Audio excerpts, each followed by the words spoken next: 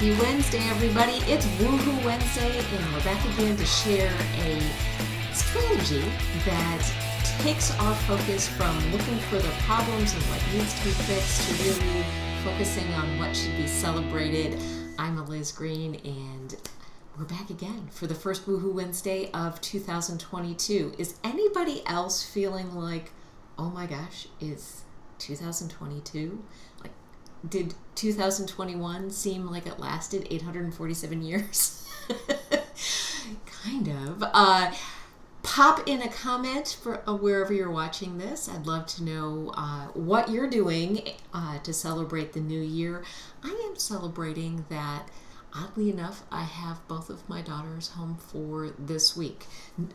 We were supposed to take one of our girls back up to school last Sunday, but because they're being careful about COVID and the new variant, they delayed that by a week. So she's in the other room doing online class while I'm doing online stress management ideas. But it's kind of nice to have everybody under the same roof for just a little while. Maybe that's the selfish mom here saying that. But anyway, that's my Woohoo Wednesday. I'd love to hear what your Woohoo Wednesday is for this first Wednesday in 2022. Hard to believe. So here's the thing. I know I've talked about this on this Woohoo Wednesday series, and anybody who has visited the blog or heard me talk around this time of year knows that I don't really believe in New Year's resolutions. I think they typically don't work because either we have looked to make too big of a change or we're really not prepared to make that behavior change. And by their very nature, it's like, here I'm going to make a resolution. I'm a big fan of having a theme for the year. And I've had all kinds of different ones over the years. And certainly I have some things that I'm tracking for 2022. And maybe next time we'll talk about how we're measuring our success over the period of time. But today I want to talk about a theme that I've chosen for the year, which is paring down. I'm going to pare down what I do, what I pay attention to for sanity and for quality. One of the things that I've recognized about myself, and I don't think I'm alone here, is that I can very quickly clutter my work and my life with lots of things, all which seem like good ideas at the time, but will draw my focus and attention and energy away from the things that are actually important, the work that I need to do. Certainly, for example, if I am not actually working in my business, it is very hard for me to get speaking engagements or consulting clients. I have to be actively working. I mean, it's great when I get that email or that phone call. I'm certainly not going to want to get rid of those, but I do need to actively work in my business. So if I'm cluttering my life and my work with lots of other things, it's hard for me to focus on that. So that's my theme for the year. And it is actually one of the things that I talk about in a whole section in the book, Stress Proof Your Life. There is a section called Overcoming Overwhelm, and it really addresses this particular thing. When I work with people in a stress management program or consulting or coaching, that sort of thing, we often talk about the environment of stress. We're all sort of stewing in an environment of stress. There's all kinds of things swirling around, calling for our time, energy, and attention. Some of those are things we should be paying attention to. Some of those are things that maybe aren't as important. And speaking of things that aren't as important, I forgot to put the do not disturb on, and something is ringing in my back pocket. So now that is on. So here is what I want to say about that environment of stress. One of the things that really has worked for me over the years is consciously taking a look at what is in that environment. And it really started out with a mastermind session with my wonderful mastermind group. I'm in a mastermind with 3 other speakers, and we were meeting really early on, and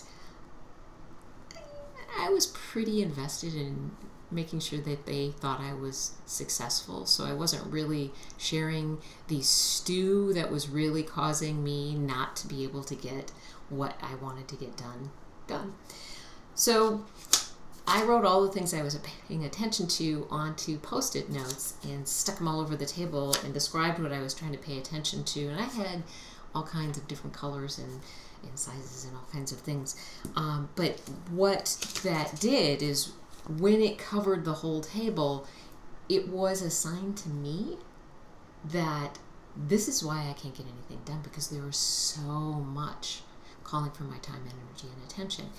And they, over that time period, helped me sort through them, get rid of some of them. And it's a story I tell in a lot of my programs, and it's definitely in the book. But that was the impetus to this whole exercise that I have about really categorizing what is calling for your time, energy, and attention, seeing where it's ordered right now. How much time are you spending on the different things? And then intentionally reordering them in something I call stress ecology, to move things, reevaluate things, and then move them back into a different kind of environment where we're focusing our time, energy, and attention on the things that are most important, the things that really feed and support the people and the experiences that are most important to us. So that is a work in progress. This whole book, this is the system I've been using for 2 decades now to keep myself healthy. As a heart attack survivor, I can't really afford the risk factor of stress on my heart, so I do my best not to let stress ramp up on me. I don't do it perfectly all the time. It's a system that needs to be worked and adjusted and reevaluated. So I'm back at the beginning of the year. I'm back at the beginning of the process again, looking at what is in my stress environment, what is really important for me to put my energy and time into, and what are some of the things that I can let off to the outsides where it doesn't take my time, energy, and attention. What are some things that I can crumble up and throw away? And what are the things that I really just can't avoid? They're there, but I need to make sure that the stress of them doesn't impact my health or the things that I hold to be important. That's my theme for 2022. It's actually probably a theme every year, but it is my top point that I'm paying attention to this year. Not letting that clutter, and there are beautiful, sparkly opportunities that come along all the time, whether that's an opportunity to volunteer, or honestly, I can do it to myself. I completely overestimate my ability to get things done around the house or for our family. I am often piling on a bunch of things before we take a trip or as we get to the holidays.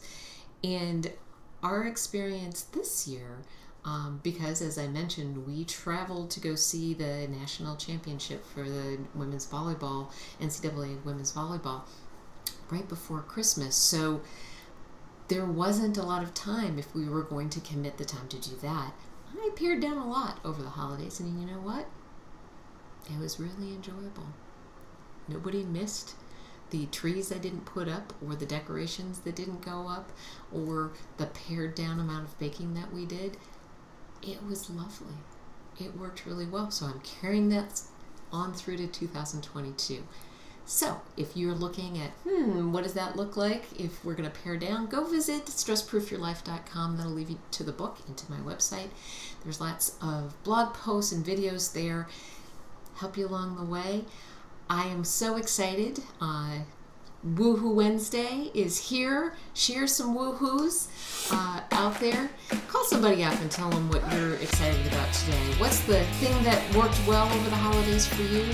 Share that out, whether that's on Facebook, in an email, or pick up the phone and give somebody a call. You can find us here woohoowednesday.com. You can find it there. You can find woohoowednesday.live on Facebook, Woohoo Wednesday video on YouTube, and I think we're actually streaming live on LinkedIn too. Can't wait to see you next week. Have a good rest of your week.